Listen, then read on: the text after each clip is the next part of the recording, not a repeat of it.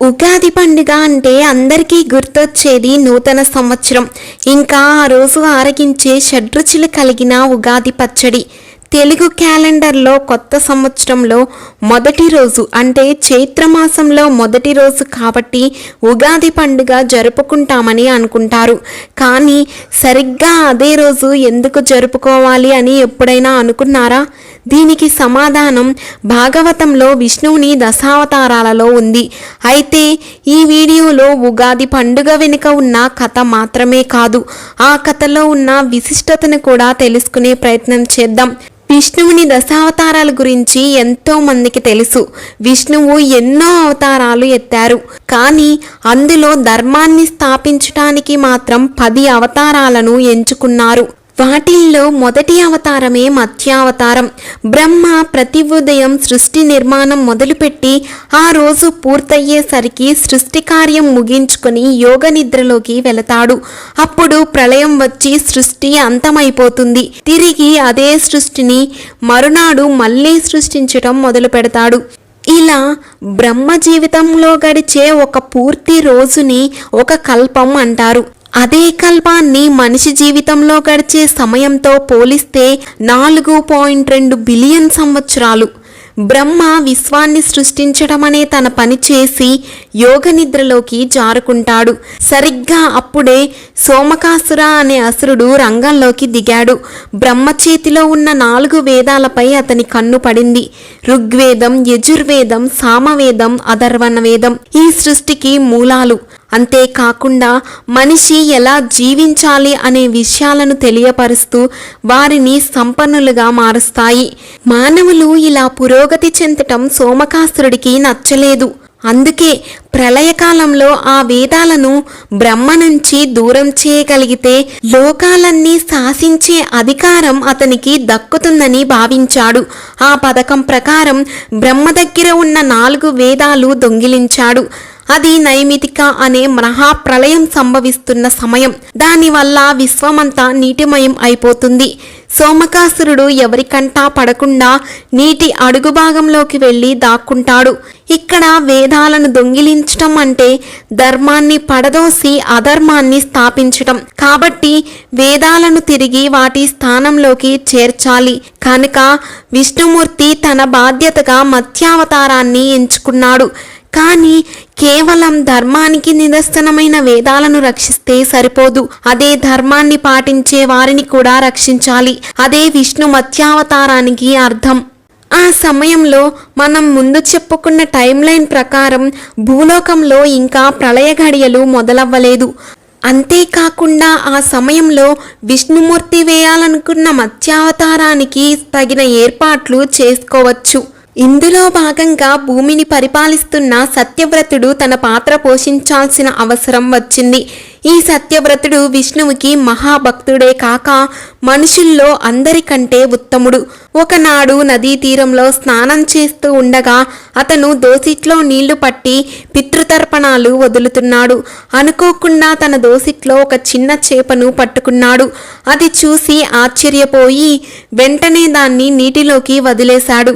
సత్యవ్రతుడిని స్తంభింపచేసే విధంగా ఆ చేప మనిషి గొంతుతో మాట్లాడుతూ మొదలుపెట్టింది.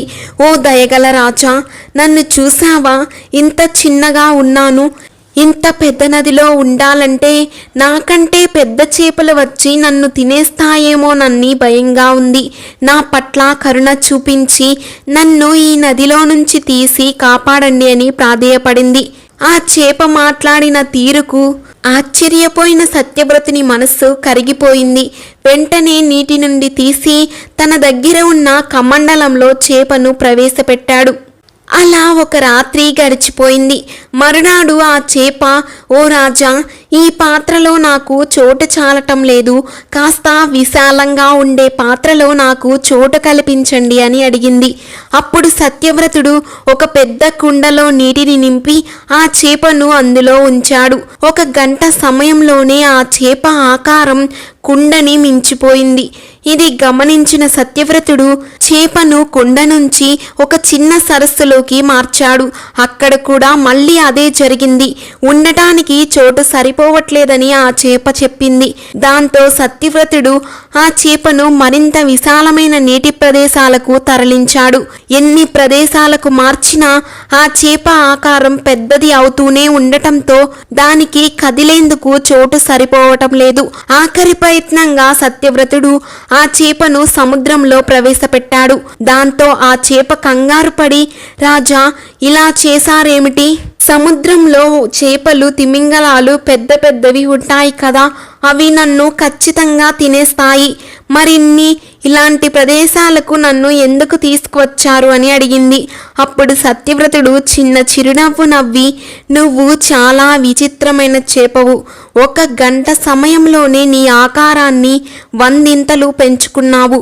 ఇటువంటి చిత్రాన్ని మునుపెన్నడూ చూడలేదు. ఖచ్చితంగా నువ్వు సాధారణమైన చేపవి కాదు. పదే పదే ఆలోచించగా నువ్వు ఎవ్వరు అన్న విషయం నాకు అర్థమైంది. నాకు అంతుపట్టని ఏదో మహత్తర కార్యాన్ని చేపట్టడానికి నువ్వు మత్స్యావతారంలో అవతరించిన విష్ణుమూర్తివి.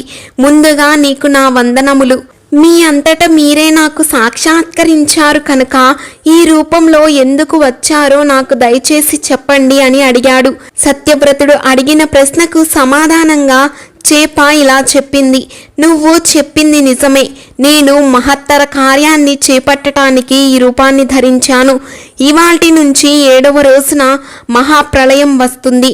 3 లోకాలు నీటిలో మునిగిపోతాయి. సరిగ్గా భూలోకం ఆ ప్రళయంలో మునిగిపోతున్నప్పుడు ఓ నావ తేలుతూ నీ దగ్గరికి వస్తుంది. ఆ నావ కోసమే ఎదురు చూస్తూ ఉండు నువ్వు. నిన్ను చేరుకున్న వెంటనే కొన్ని రకాల విత్తనాలు, ఔషధ మొక్కలతో ఆ నావలోకి ప్రవేశించు. అంతేకాకుండా 7 ఋషులను నీకు తోడుగా తీసుకొచ్చుకో. నువ్వు వెళ్ళబోయే ప్రదేశం నీ చుట్టుపక్కలంతా చిమ్మ చీకటితో నిండిపోయి ఉంటుంది. ఆ సమయంలో ఋషుల నుంచి వచ్చే తేజస్సు నీకు మార్గదర్శకం అవుతుంది. ఓ విషయంలో నిన్ను అప్రమత్తం చేస్తున్నాను సత్యవ్రత. నీటి అలలు చాలా పెద్ద ఎత్తున వస్తాయి.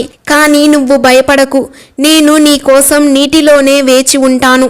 నన్ను చూసిన వెంటనే వాసుకి అనే సర్పాన్ని తాడుగా చేసి నా కొమ్ముకు కట్టు.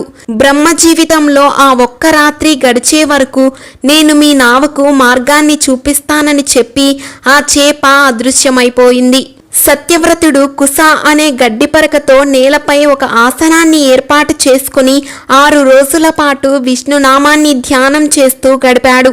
ఆఖరి రోజు 7వ రోజున నల్లని దట్టమైన మేఘాలు ఆకాశాన్ని కమ్మేసి కుంభవృష్టిగా వర్షం కురవటం మొదలైంది.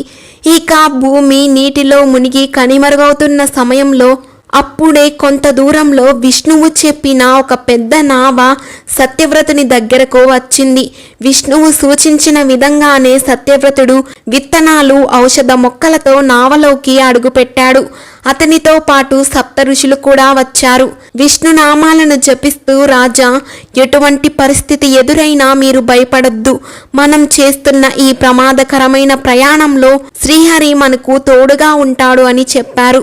ఇంతలో ఒక భారీ ఆకారం కలిగి బంగారు వర్ణంలో మత్స్యావతారం ధరించిన విష్ణువు అక్కడికి చేరుకున్నాడు. ముందు చెప్పిన విధంగా చేప దగ్గరికి రాగానే దాని కొమ్ముకు నావను ఒక పెద్ద తాడుతో కట్టారు. పెద్ద పెద్ద అలలు నావను అతలాకుతలం చేస్తున్నా నావలో ఉన్న ఏ ఒక్కరూ భయపడలేదు. మత్స్య రూపంలో ఉన్న నారాయణుడు రెక్కల కింద ఆ నావను ఉంచి కాపాడుకుంటూ వచ్చారు. సత్యవ్రతుడు ఆ చేప చేస్తున్న పనికి సంతోషంలో మునిగిపోయి విష్ణువుకు నమస్కరించి, పరంధామ, నీవు చూపించే ఇదే కరుణ అజ్ఞానంతో నిండిన ప్రపంచంలో మునిగిపోయిన ఆ ప్రాణులను, మానవులను ఎంతో సులువుగా మోక్షాన్ని పొందిస్తుంది. చీకటి నుంచి వెలుగులోనికి తీసుకువస్తుంది. నిన్ను చేరాలనుకున్న వారికి ఏ మనిషైనా నీలో ఒక భాగమని తెలుసుకునేటట్లు చేసే ఆత్మవిద్యను బోధిస్తున్నావు కదా, ఆ రహస్యాన్ని నాకు తెలియచేయండి. అలాగే మనిషిని కట్టిపడేస్తున్న అహంకారం, మమకారం అనే చిక్కు ప్రశ్నల నుంచి ఎలా బయటపడాలో చెప్పండి. ఇటువంటి ముసుగులు తొలగించుకుని మేము నీలో భాగం అని తెలుసుకునే ఈ మార్గాన్ని చూపించండి అని అడిగాడు. సత్యవ్రతుని భక్తి శ్రద్ధలు గమనించిన విష్ణువు తన బాధ్యతలలో భాగంగా అతనికి బ్రహ్మ విద్యను బోధించాడు. వాటితో పాటు జ్ఞానయోగం, భక్తి యోగం, కర్మయోగం ఈ మూడింటిని కూడా నేర్పించాడు. ఈ మూడు కూడా భగవద్గీతలో భాగాలు. ఇక్కడ మత్స్యావతారంలో వచ్చిన విష్ణువు ధర్మపాలకులను రక్షించటం, భక్తులతో తన మార్గాలను పంచుకోవటమే కాక వీటితో పాటు కథ మొదట్లో వేదాలను దొంగిలించిన సోమకాసురుని వెతికే పనిలో కూడా ఉన్నాడు. ఆ అసురుడు కనిపించటంతో అతనితో పోరాటానికి దిగాడు. భీకరమైన యుద్ధం కొనసాగింది. ఏం జరిగినా కూడా ఆఖరిలో విజయం ధర్మానిదే అవుతుంది కదా. మత్స్య రూపంలో సోమకాసురుని అంతం చేసి ప్రళయకాలం పూర్తవ్వగానే వేదాలను తిరిగి బ్రహ్మ చేతికి అందజేశాడు విష్ణువు. అక్కడితో బ్రహ్మకి ఒక కల్పం పూర్తయింది కాబట్టి తన వంతు బాధ్యతగా సృష్టి చేయడం తిరిగి ప్రారంభించాడు. ఈ సంఘటనతో ఒక మన్వంతరం పూర్తయి వైవస్వతం మన్వంతరం మొదలైంది. ఈ కాలంలో సత్యవంతుడు సూర్యుడి కుమారుడిగా పుట్టి శ్రద్ధదేవుడు అనే పేరుతో పిలువబడ్డాడు. అంతేకాకుండా ఆ మన్వంతరానికి మొదటి మానవుడైన మను అనే పేరుతో ప్రసిద్ధి చెందాడు. ఆ రోజునే బ్రహ్మ సృష్టి తిరిగి ప్రారంభించాడు కనుక అది ఒక యుగానికి మొదలు కావటంతో ఆ రోజు యుగాది అయింది. దాన్నే మనం ఉగాది పండుగ పేరుతో జరుపుకుంటున్నాం.